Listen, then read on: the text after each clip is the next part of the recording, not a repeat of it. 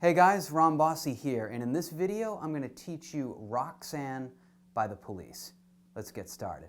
So the way the form works to this song is we have an intro slash verse, we have a pre-chorus, we have a chorus, and we have this brief interlude as well.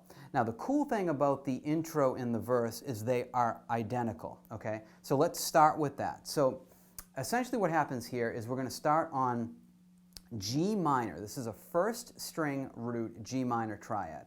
And Andy Summers is holding the 3rd fret, the top 3 strings. We're barring them with the first finger. You see that here? Okay? And what you're going to do, and this is something that I want you to consider for throughout this entire song, is we're going for these very sort of percussive stabs. Okay? So Andy Summers is playing this. He's going.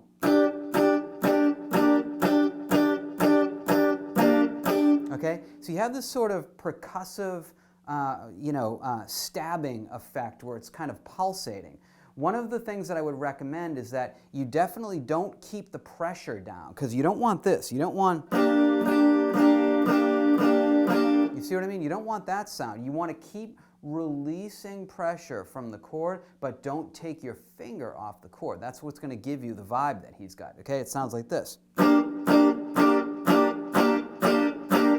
Okay, now another thing that's difficult about this tune too from a right hand standpoint, and the reason I'm talking about this up front is because it holds true to all the chords throughout, is that you really only on a lot of these chords want to be hitting either the first 3 top strings or 4 strings. Now one way that you can do that is kind of angling the pick, so you're coming down at an angle. Okay, that will ensure that you're not snagging some of these other strings, okay? So there's our first chord.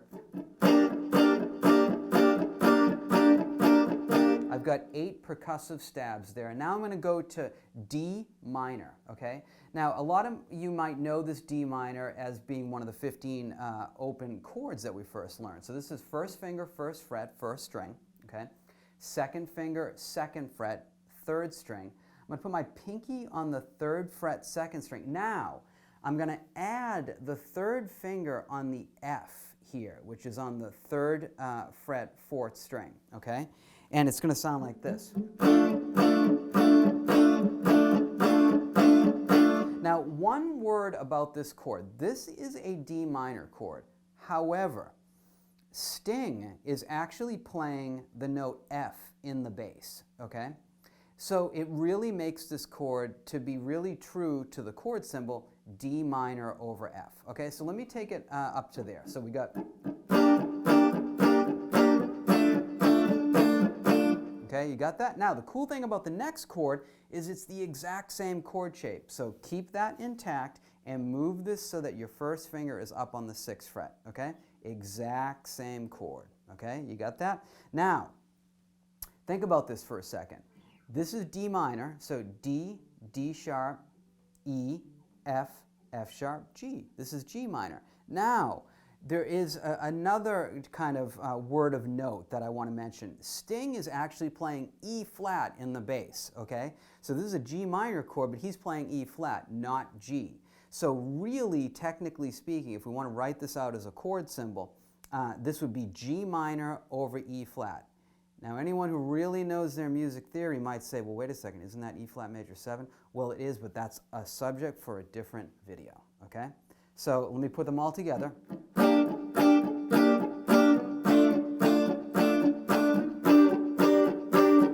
Okay, next chord. We're going to go to D minor 7. Now, the best way to do this is I'm going to bar the 5th fret up to the 4th string with my first finger. Then I'm going to grab my 2nd finger on the 6th fret, 2nd string, and my 3rd finger on the 7th fret, 4th string, okay? Now, I could just bar up to the 3rd string with my first finger because I've got my 3rd finger here on the 4th string. But to me, it's just more comfortable keeping the bar like that, okay? So you got your D minor 7. Got that? One more time. Okay? Now, in this chord, Sting is actually playing the D in the bass, so this is a straight up D minor 7, okay? Now, Cool thing about the next chord is the exact same chord shape. So take this, move it down 2 frets, okay? Keep that entire shape intact. This is C minor 7. Think about it. This is D minor 7, so this would be D flat minor 7 or C sharp minor 7, and this is C minor 7, okay? We're going to play that. Okay? Now, 2 new chords. This is really cool. This adds a little edge to this song. You're going to bar the top 2 strings with the first finger, okay? That's the notes F and C, so the bar is on the 1st fret, 1st and 2nd string, and then I'm going to take my 3rd and 4th finger. Now my 3rd finger is on the 3rd fret, 4th string, and my pinky is on the 3rd fret, 3rd string. Now this chord is F sus 4. Pretty cool, huh? Okay? Okay? You might notice that I'm taking the bar, and even though I don't need to extend it to like the 3rd or 4th string, I'm kind of doing that. In this case, I'm actually extending it to the 3rd string, even though I don't need that. I really just need it to grab the first 2. But it's just comfortable for me to do that, okay? You can do whatever you want in terms of what is comfortable for you, okay? Now the last chord, and this is cool as well, is that we're going to play the same exact shape up 2 frets, which is going to make this G sus 4. Okay? You got that? So you got the bar on the 3rd fret on the 1st and 2nd string, and you got your 3rd finger on the 5th fret, 4th string, and then the pinky on the 5th fret, 3rd string. Okay? G sus 4. Okay, so let me play this whole verse / intro. And remember, when the song starts out, we have an intro, and they play exactly what I just taught you. Then Sting comes in, and he sings 2 verses, and they play the exact same thing. So check this out.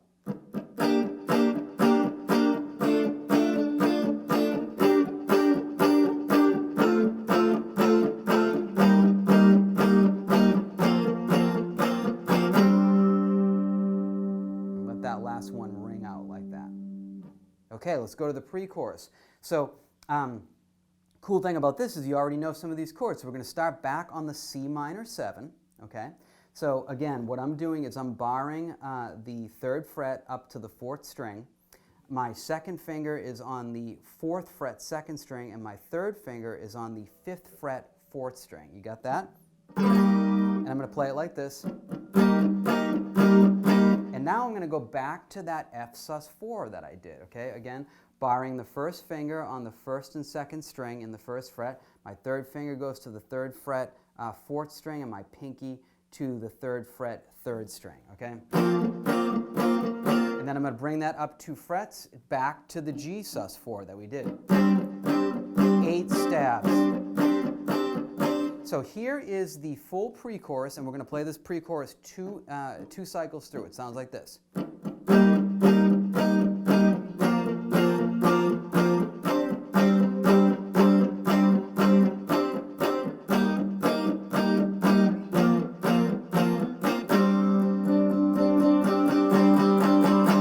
Hear that little build up at the end. Okay, so one more time.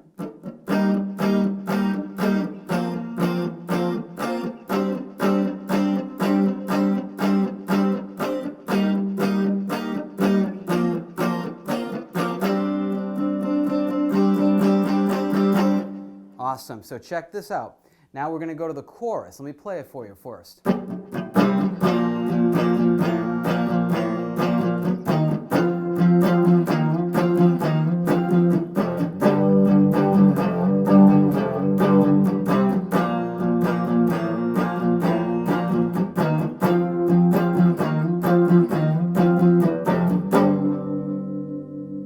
Okay, so what do we got here? So we're going to start with a C power chord at the 3rd fret. My 1st finger is on the 3rd fret, 5th string.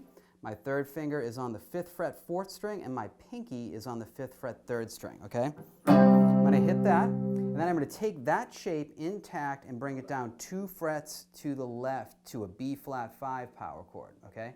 That's 1st finger on the 1st fret, 5th string, 3rd finger on the 3rd fret, 4th string, and then pinky on the 3rd fret, 3rd string. Now, this is really cool what they do, and it's sort of in unison with the bass as well, is when they hit this chord, Andy Summers is lifting up that 1st finger to get the open A, okay? There's that little cool little bass embellishment, if you will. So what it sounds like in context is this. Okay? One little trick for this is, you see how I'm taking my second finger here and I'm draping it over the 6th string? Well, I'm just doing that to mute the string out, okay? So that if I hit it, it's like an added insurance policy that it doesn't come out. So let me play that for you again. Okay, now from here, I'm going to take this chord intact, the exact shape, go up to the 6th fret. So my first finger is on the 6th fret, 5th string. My third finger is on the 8th fret, 4th string. And my pinky is on the 8th fret, 3rd string. This is an E flat 5 power chord. I'm going to hit that. And then I'm going to bring that up 2 frets, same exact shape still, right? Which is F5. So my first finger is at the 8th fret, 5th string. My third finger is at the 10th fret, 4th string. And my pinky is at the 10th fret, 3rd string. Now, let me play this chorus intact for you, just so you can hear it from the beginning. So,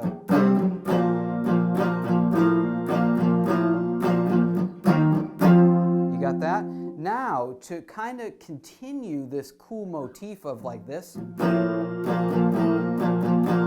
he doesn't do the exact same thing here, but he does go, after he goes to the F, goes back to the E flat. So it's like, okay, that's kind of cool. Check it out. So like,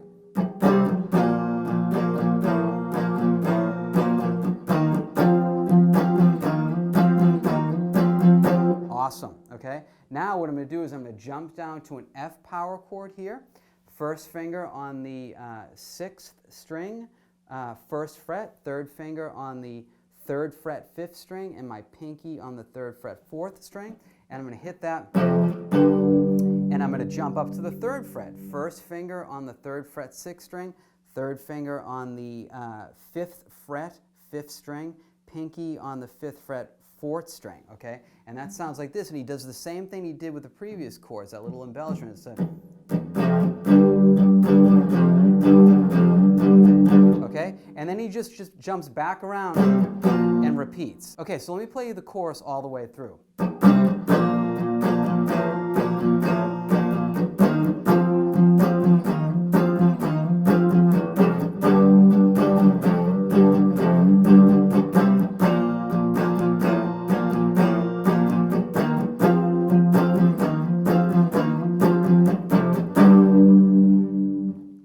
Okay, so there's only one remaining section of the song, and it's what I call the interlude, and all it is the very open original chord, which was the G minor triad.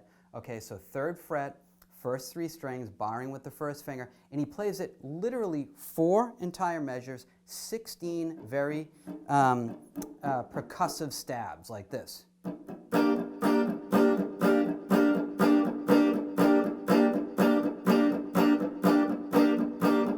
Okay, now you might hear, any of you guys that have some big ears out there, you might hear something interesting that's happening in the bass, because Sting is playing.